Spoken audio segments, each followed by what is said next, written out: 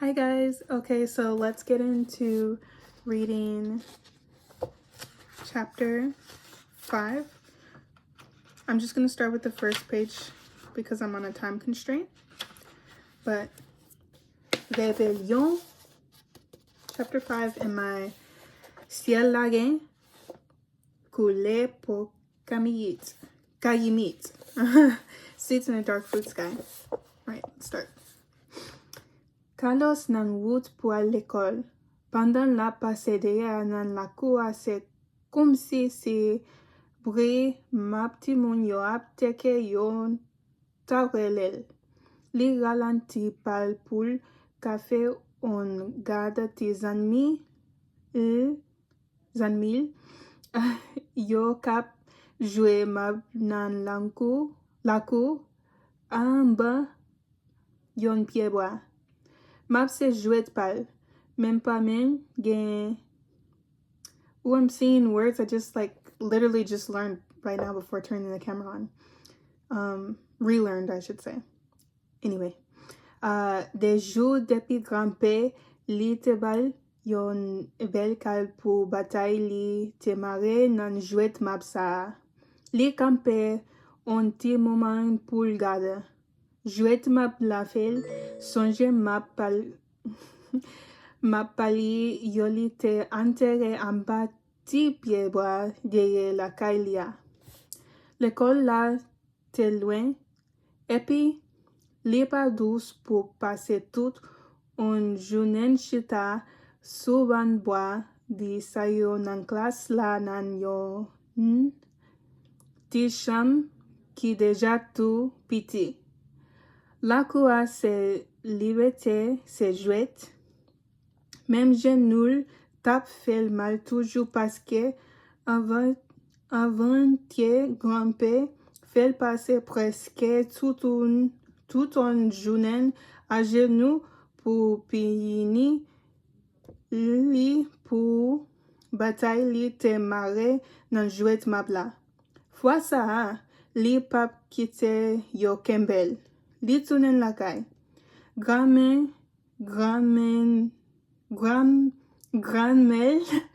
ak granpel te deja pran la ri pou yo al travay. Li pase dire kay la al fouye kote li te sere mabli yo. Li sire yo, retire te suyo, mab yo klere nan menul nan limye sole la. Carlos tunen al jwen tizamil yo nan jouet mabla. I lost my place. Tizamil yo te kontan wel. Yo reagi kom si yo gen des années yo pat wel. Carlos te tout piti. Men le li rale sache mab yo nan poch li agi sou yo kom yon wa. Anvan men mab la fin trase ate, tout ti gason yo te gen tan pare pou premye pati mab la. Anba sole showa yap jwe. Gen nan yo ki genye. Gen lot ki pedi. Now stop right there, as that's the last sentence from the first page. But yeah, I'm going to come back another day, maybe later in the day, and read the second page. But I really have to get going to work. Yeah. Okay, guys, let's have my back for page 2. So let's get to it. Moun ap monte de san yo pa men vire jirada, ti moun yo kap jwe map atia. Jodi a se jou chans pa Carlos. Se ramase map palo ti moun yo. Pa gen yun nan, I just relearned that. Pa gen yun nan yo ki kabat Carlos telman li fo nan jouet map. Li pran route la kay li tout doucement, poch li chaje ak map. Fo Li fa attention pour map yo pas tomber à terre roulé. Li tan le grand-père à grand-mère li dormi pour compter map yo. Li pense li gen même 350 map.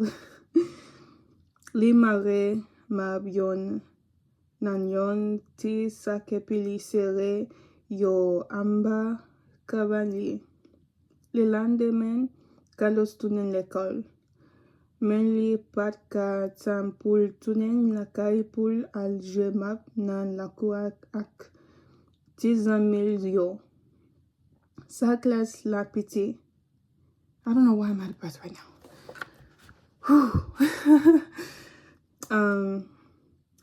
Gen to a lot tiga son ki chita su ban anavel. Ban an pa men trop solide. Sorry. La balance. Epi Carlos aple de vire kol tan zan tan. L'école lage se kouri. Carlos kouri. Li pa katan pou li rive la kay li.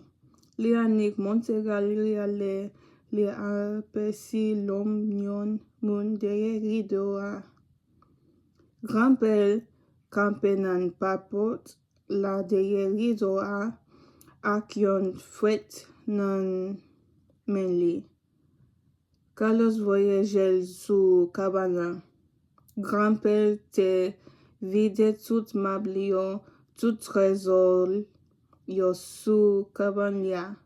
Grand-mère tombe sou mab yo li te sere. Amba kaban ya pendant la bale. Carlos pa même tan grand-père parle. Si li couri à genoux, li pa wele premier coup fouet la pral tombe nan dol. Jodi a se rigouaz la même grand-père pran. Carlos crié, li rele, li mande pardon. Grand-père pa tande li pare. Fol bay Carlos le sansa pap ki te jwet map sa. Grand-père bay baton. Fois ça, Carlos resi fait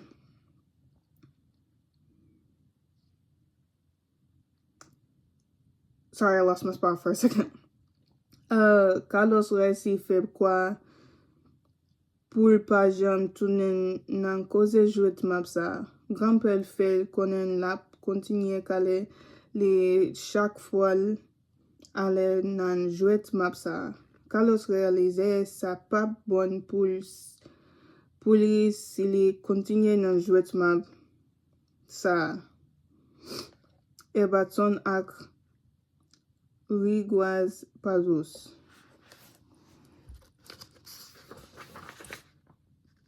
Oh, that was it. All right, yeah.